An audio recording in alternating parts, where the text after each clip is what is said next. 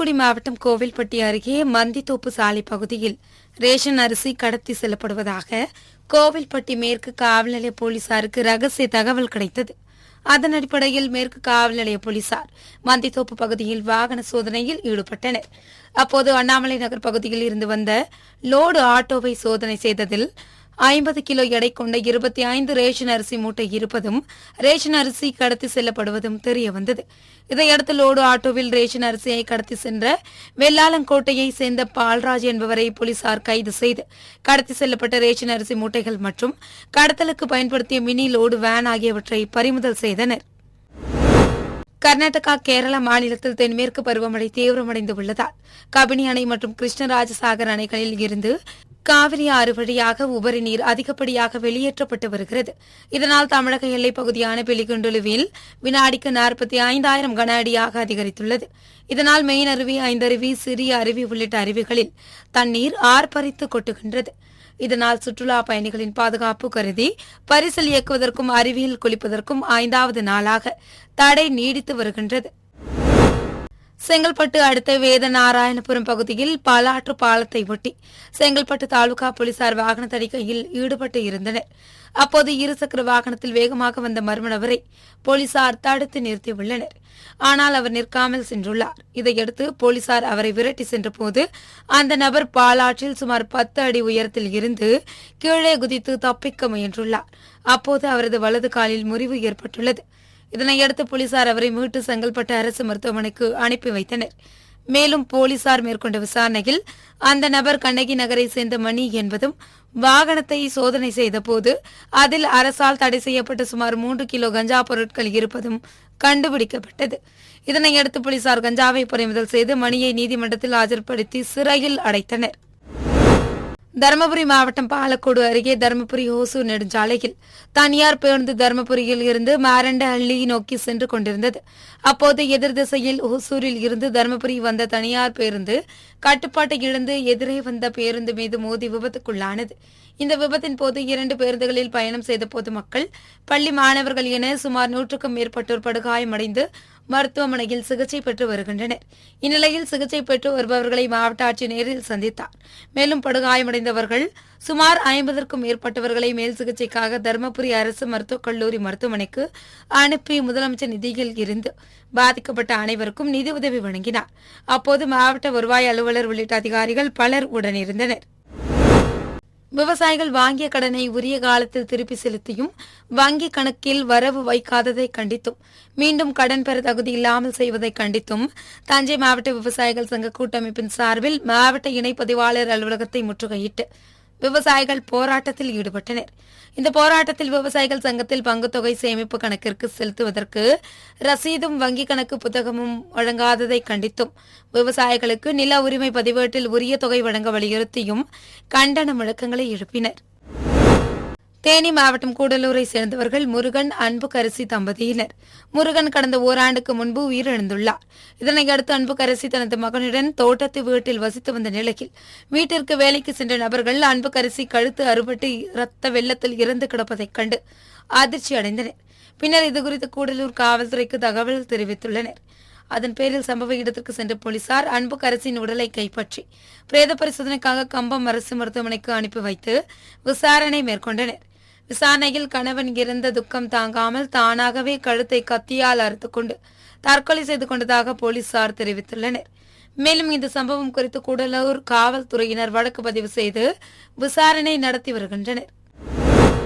ராணிப்பேட்டை மாவட்டம் 4வது வார்டில் நாடாளுமன்ற உறுப்பினர் உள்ளூர் தொகுதி வளர்ச்சி திட்டத்தின் கீழ் 15 லட்சம் ரூபாய் மதிப்பீட்டில் புதியதாக கட்டப்பட்ட அங்கன்வாடி மையம் திறப்பு விழா நடைபெற்றது. மாவட்ட ஆட்சியர் வளர்மதி தலைமையில் நடைபெற்ற இந்த நிகழ்ச்சியில் கைத்தறி மற்றும் துணிநூல் துறை அமைச்சர் ஆர். காந்தி கலந்து கொண்டு குழந்தைகளுடைய பயன்பாட்டுக்கு திறந்து வைத்தார். இதைத் தொடர்ந்து ராணிப்பேட்டை பழைய பேருந்து நிலையத்தில் புதியதாக பயணியர் நிழற்குடை கட்டிடத்தை அமைச்சர் ஆர். காந்தி திறந்து வைத்து பொதுமக்களின் பயன்பாட்டுக்கு கொண்டு வந்தார்.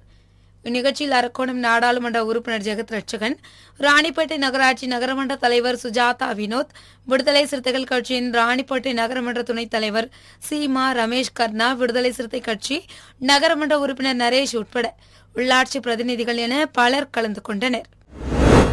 ரோட்டரி சங்கம் சார்பில் மரக்கன்றுகள் நடும் நிகழ்ச்சி மற்றும் பள்ளி வகுப்பு அறை பராமரிப்பு துவக்க நிகழ்ச்சி தூத்துக்குடி மாவட்டம் கோவில்பட்டி அருகே உள்ள லிங்கம்பட்டி செயின்ட் மேரிஸ் உயர்நிலைப் பள்ளியில் நடைபெற்றது. இந்நிகழ்ச்சியை ரோட்டரி ஆளுநர் மீரான் கான் சலீம் தொடங்கி வைத்தார். இந்நிகழ்ச்சியில் பள்ளி தாளாளர் பீட்டர், பள்ளி ஆசிரியர்கள், மாணவர்கள் மற்றும் ரோட்டரி சங்க நிர்வாகிகள் கலந்து கொண்டனர். ஓமன் நாட்டின் கடல் பகுதியில் கொமரோஸ் நாட்டு கொடி கொண்ட எண்ணெய் கப்பல் கவிழ்ந்ததாகவும் அந்த கப்பலில் பணிபுரிந்த 16 பேரை காணவில்லை என்றும் ஓமன் கடல் பாதுகாப்பு மையம் தெரிவித்தது. எண்ணெய் கப்பல் விபத்து குறித்த தகவல் உடனடியாக அந்த நாட்டு கடலோர பாதுகாப்பு படையினர் மற்றும் அதிகாரிகளுக்கு தெரிவிக்கப்பட்டதை அடுத்து சம்பவ இடத்திற்கு விரைந்த அதிகாரிகள் மற்றும் மீட்பு படையினர் கப்பலில் இருந்து மாயமான 16 பேரையும் தேடும் பணியை துரிதப்படுத்தியுள்ளனர். இந்நிலையில் அந்த கப்பலில் பணிபுரிந்த தனஞ்சயன் என்பவரது மனைவி எழிலரசி கடலூர் மாவட்ட ஆட்சியர் அலுவலகத்தில் மனு ஒன்றை அளித்தார். அம்மனுவில் ஓமன் அருகே விபத்துக்குள்ளான கப்பல் தொடர்பான செய்தியை தொலைக்காட்சி மூலம் தெரிந்து கொண்ட பின் அதில் சிக்கியுள்ள நபர்களில் தனது கணவரும் உள்ளார் என்றும் அவரை உடனடியாக மீட்டு தாய் நாட்டிற்கு கொண்டுவர வேண்டும் என்றும் குறிப்பிட்டுள்ளார். திருப்பத்தூர் மாவட்டம் ஆம்பூர் அடுத்த கன்னிகாபுரம் பகுதியில் காலணி மற்றும் தோல் தொழில் வர்த்தகம் செய்வதற்கான வர்த்தக மையம் செயல்பட்டு வருகிறது. இந்நிலையில் வர்த்தக மையத்தில் 10க்கும் மேற்பட்ட ஊழியர்கள் பணியாற்றி வந்த நிலையில் திடீரென 3வது தளத்தில் அமைக்கப்பட்டுள்ள ஏசியில் ஏற்பட்ட மின்கசிவினால் தீ விபத்து ஏற்பட்டது. இதுகுறித்து ஆம்பூர் தீயணைப்புத்துறை மற்றும் காவல்துறைக்கு தகவல் அளிக்கப்பட்டது. அதன் பேரில் சம்பவ இடத்திற்கு வந்த தீயணைப்புத்துறையினர் நீண்ட நேரம் போராடி தீயை அணைத்தனர். இருப்பினும் தீயை கட்டுக்குள் கொண்டு வருவதற்குள் அறையில் இருந்த சுமார் 2 லட்சம் மதிப்பிலான ஏசி மற்றும் முக்கிய ஆவணங்கள் எரிந்து நாசமானது. மேலும் இந்த தீ விபத்து குறித்து ஆம்பூர் நகர போலீசார் வழக்கு பதிவு செய்து விசாரணை நடத்தி வருகின்றனர். திருப்பத்தூர் மாவட்டம் ஜோலார்பேட்டை அடுத்த சந்தை கோடியூர் கோபால் கவுண்டர் தெருவில் வசித்து வருபவர் ராஜேந்திரன். இவர் தனது குடும்பத்துடன் வழக்கம் போல் வீட்டின் வறண்டாவில் தூங்கிக் கொண்டிருந்தார். அப்போது நள்ளிரவு மர்ம ஆசாமி ஒருவர் வீட்டின் மொட்டை மாடி மீது ஏறி வீட்டுக்குள் நுழைந்து வீட்டில் வைத்திருந்த 2 செல்போன் மற்றும் பூஜையில் இருந்த சாமி சிலைகளை திருடி சென்றுள்ளார். இதையடுத்து காலை குடும்பத்தாரி எழுந்து பார்த்தபோது செல்போன் மற்றும் பூஜை அறையில் வைத்திருந்த சாமி சிலைகள் மர்ம ஆசாமி திருடி சென்றதைக் கண்டு அதிர்ச்சியடைந்த இதுகுறித்து ராஜேந்திரன் ஜோலார்பேட்டை காவல் நிலையத்தில் புகார் கொடுத்துள்ளார். அதன் பேரில் போலீசார் வழக்கு பதிவு செய்து விசாரணை மேற்கொண்டு வருகின்றனர். இந்நிலையில் இதுகுறித்து சிசிடிவி காட்சி சமூக வலைதளங்களில் வைரலாகி பரபரப்பை ஏற்படுத்தியுள்ளது. ராணிப்பேட்டை மாவட்டத்தின் புதிய ஆட்சியராக சந்திரகலா பொறுப்பேற்றுக் கொண்டார். பின்னர் செய்தியாளர்களிடம் பேசிய மாவட்ட ஆட்சியர் அரசு திட்டங்களை மக்களிடம் கொண்டு சேர்க்கவும் பொதுமக்களின் குறைகளை கேட்டறிந்து அதனை நிவர்த்தி செய்யவும் மாவட்டம் முழுவதும் உள்ள அனைத்து துறை அதிகாரிகளை ஒன்றிணைத்து பணியாற்றுவேன் என தெரிவித்தார். அனைவருக்கும் வணக்கம். இன்றைக்கு ராணிப்பேட் மாவட்ட ஆட்சித் தலைவராக பொறுப்பேற்றிருக்கேன்.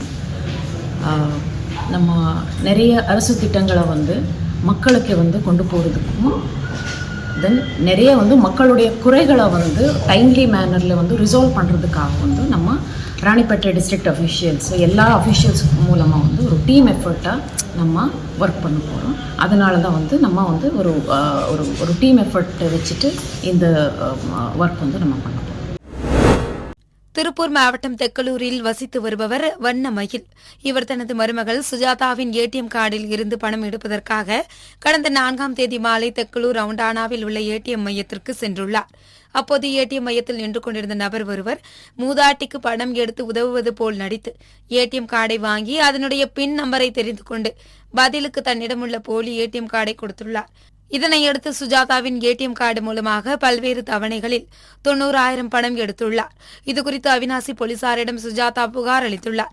அதன் பேரில் போலீசார் நடத்திய விசாரணையில் தேனி மாவட்டம் போடியை சேர்ந்த தம்பிராஜ் என்பவர் மோசடியில் ஈடுபட்டது தெரியவந்ததை அடுத்து அவரை கைது செய்து சிறையில் அடைத்தனர்.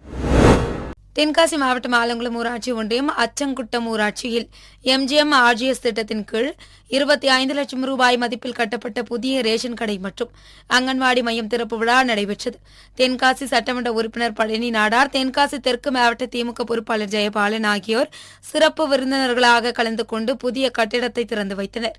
இந்நிகழ்ச்சியில் ஆலங்குளம் யூனியன் சேர்மன் திவ்யா மணிகண்டன், அச்சங்குட்டம் ஊராட்சி தலைவர் வெங்கடேஸ்வரி முருகேசன், ஆலங்குளம் வடக்கு ஒன்றிய செயலாளர் அன்பழகன், ஆலங்குளம் ஊராட்சி ஒன்றிய கவுன்சிலர்கள் அந்தோணி சாமி, ஷேக் முகமது, பால்துறை உள்ளிட்ட பலர் கலந்து கொண்டனர்.